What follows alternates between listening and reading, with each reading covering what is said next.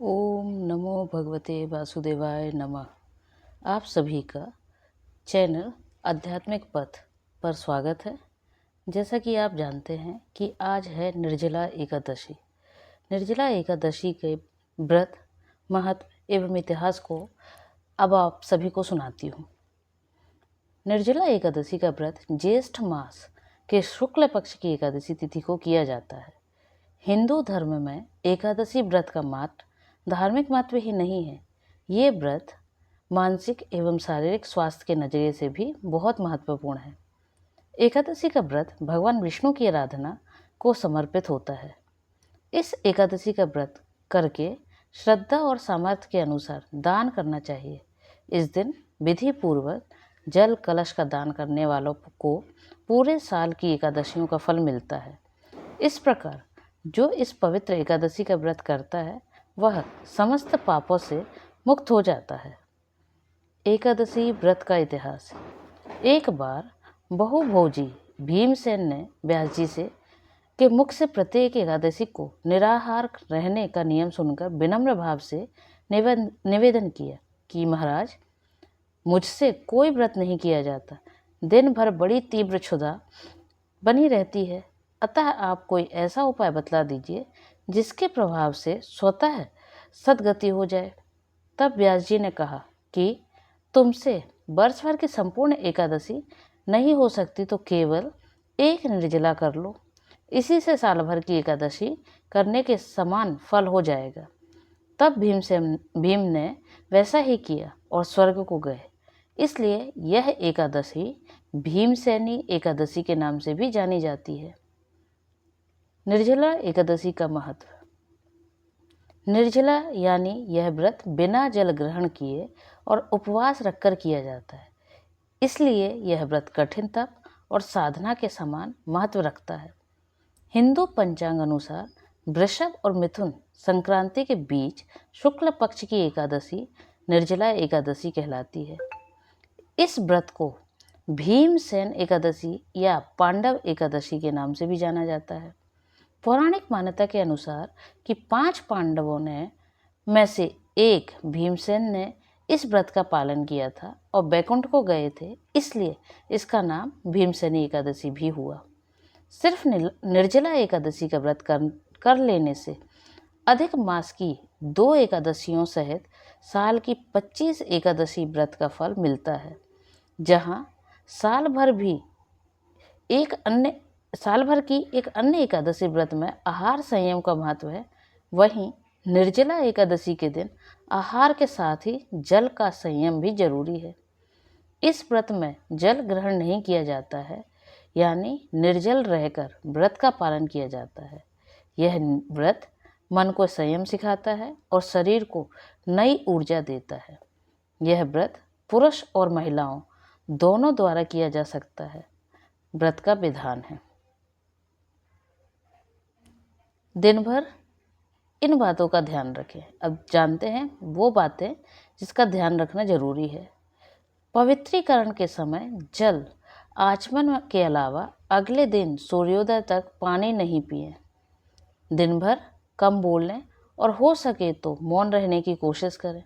दिन भर ना सोएं, ब्रह्मचर्य का पालन करें, झूठ ना बोलें, गुस्सा और विवाद ना करें। चलिए अब सुनते हैं व्रत कथा। जब वेद व्यास ने पांडवों को चारों पुरुषार्थ धर्म, अर्थ, काम और मोक्ष देने वाले एकादशी व्रत का संकल्प कराया था, तब युधिष्ठिर ने कहा, जनार्दन, ज्येष्ठ मास के शुक्ल पक्ष में जो एकादशी पड़ती हो, कृपया उसका वर्णन कीजिए। भगवान श्री कृष्ण ने कहा, हे राजन, इसका वर्णन परम धर्मात्मा व्यास जी करेंगे, क्योंकि ये संपूर्ण शास्त्रों के तत्वज्ञ और वेदांगों से के प्रांगत विद्वान हैं।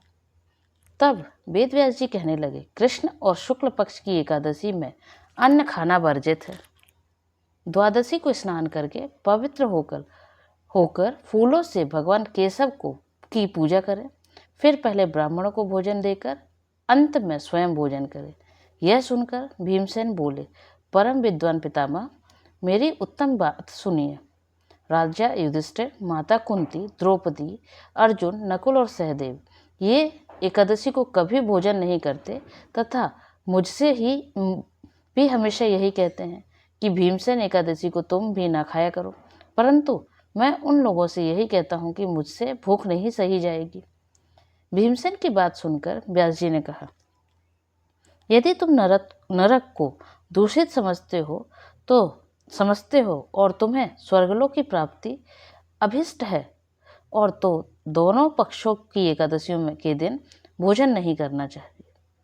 भीमसेन बोले, महाबुद्धिमान पितामह, मैं आपके सामने सच कहता हूँ, मुझसे एक बार भोजन करके भी व्रत नहीं किया जा सकता, तो फिर उपवास करके मैं कैसे रह सकता हूँ। मेरे उदर में वृक्ष नामक अग्नि सदा प्रज्वलित रहती है, अतः जब मैं बहुत अधिक खाता हूँ तभी यह शांत होती है। इसलिए महामुनि, मैं पूरे वर्ष भर में केवल एक ही उपवास कर सकता हूँ, जिससे स्वर्ग की प्राप्ति सुलभ हो तथा जिसके करने से मैं कल्याण का भागी भी हो सकूं। ऐसा कोई एक व्रत निश्चय करके बताइए, मैं उसका यथोचित रूप से पालन करूँगा। व्यास जी ने कहा, भीम, ज्येष्ठ मास में सूर्य वृष राशि पर हो या मिथुन राशि पर शुक्ल पक्ष में जो एकादशी हो, उसका यत्न पूर्वक निर्जल व्रत करो। केवल कुल्ला या आचमन करने के लिए मुख में जल डाल सकते हो। उसको छोड़कर किसी प्रकार का जल विद्वान पुरुष मुख में ना डाले, अन्यथा व्रत भंग हो जाता है। एकादशी को सूर्योदय से लेकर दूसरे दिन के सूर्योदय तक मनुष्य जल का त्याग करे तो यह व्रत पूर्ण होता है। इसके बाद द्वादशी को प्रभात काल में स्नान करके ब्राह्मणों को विधि पूर्वक जल और सुवर्ण का दान करें। इस प्रकार सब कार्य पूरा करके जितेंद्रिय पुरुष ब्राह्मणों के साथ भोजन करें। वर्ष भर में जितनी एकादशियां होती हैं, उन सब का फल इस निर्जला एकादशी से मनुष्य प्राप्त कर लेता है। इसमें तनिक भी संदेह नहीं है। शंख, चक्र और गदा धारण करने वाले भगवान केशव ने मुझे कहा था कि यदि मानव सबको छोड़कर एकमात्र मेरी शरण में आ जाए और एकादशी को निराहार रहे तो वह सब पापों से छूट जाता है।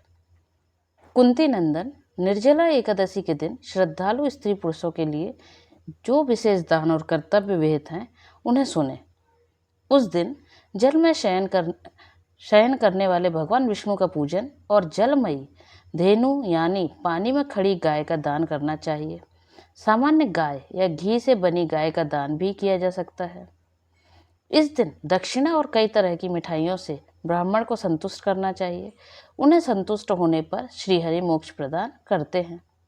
जिन्होंने श्रीहरि की पूजा और रात्रि में जागरण करते हुए इस निर्जला एकादशी का व्रत किया है, उन्होंने अपने साथ ही बीती हुई 100 पीढ़ियों को और आने वाली 100 पीढ़ियों को भगवान वासुदेव के परम धाम में पहुंचा दिया है। निर्जला एकादशी के दिन अन्न, वस्त्र, गौ, जल, शैया, सुंदर आसन, कमंडल तथा छाता दान करने चाहिए। जो श्रेष्ठ तथा सुपात्र ब्राह्मण को जूता दान करना चाहिए। वह सोने के विमान पर बैठकर स्वर्गलोक में प्रतिष्ठित होता है। जो इस एकादशी की महिमा को भक्तिपूर्वक सुनता अथवा उसका वर्णन करता है, वह स्वर्गलोक में जाता है। चतुर्दशी युक्त अमावस्या को सूर्य ग्रहण के समय श्राद्ध करके मनुष्य जिस फल को प्राप्त करता है, वही फल इस कथा को सुनने से भी मिलता है। भीमसेन, ज्येष्ठ मास के शुक्ल पक्ष की जो शुभ एकादशी होती है, उसका निर्जला व्रत करना चाहिए। उस दिन श्रेष्ठ ब्राह्मणों को शक्कर के साथ जल में के घड़े दान करने चाहिए। ऐसा करने से मनुष्य भगवान विष्णु के समीप पहुंचकर आनंद का अनुभव करता है। उसके बाद द्वादशी को ब्राह्मण भोजन कराने के बाद स्वयं भोजन करें। जो इस प्रकार पूर्ण रूप से पाप नाशनी एकादशी का व्रत करता है, वह सब पापों से मुक्त हो आनंदमय पद को प्राप्त होता है। यह सुनकर भीमसेन ने भी इस शुभ एकादशी का व्रत आरंभ कर दिया। व्यास जी के बातें सुनकर भीम खुश हो गए। उन्होंने उनके सुझाव के अनुसार ही निर्जला एकादशी का व्रत रखा और भगवान विष्णु की पूजा की। द्वादशी को दान पुण्य करके पारण किया। इस व्रत पुण्य से उनकी सभी पाप खत्म हो गए और अंत में उनको स्वर्ग की प्राप्ति हुई। इसी प्रकार जो भी इस व्रत को पूर्ण करता है उसे स्वर्ग की प्राप्ति होती है। आइए जानते हैं इस बार 2025 जून 6 जून को मुहूर्त और पारण का समय। निर्जला एकादशी की तिथि का प्रारंभ 6 जून शुक्रवार तड़के 2:15 से, निर्जला एकादशी की तिथि का समापन 7 जून शनिवार को तड़के 4:47 पर होगा। ब्रह्म मुहूर्त 4:02 एवं से लेकर 4:42 शाम तक रहेगा। अभिजीत मुहूर्त 11:52 सुबह से लेकर 12:48 शाम तक रहेगा। विजय मुहूर्त 2:29 से लेकर शाम 3:35 तक रहेगा। रवि योग 5:23 शाम से 6:34 शाम तक। निर्जला एकादशी व्रत का पारण 7 जून शनिवार दोपहर 1:44 बजे से शाम 4:31 बजे के बीच है। निर्जला एकादशी वैष्णव पारण 8 जून रविवार सुबह 5:23 बजे से 7:17 बजे के बीच रहेगा। यह था निर्जला एकादशी व्रत के बारे में। ईश्वर जिस तरह भीम की सभी इच्छाओं को पूर्ण किया एवं स्वर्ग की प्राप्ति हुई, उसी तरह यह कथा सुनने वाले सभी को मनोवांछित फल दे। जय बोलिए भगवान विष्णु की जय।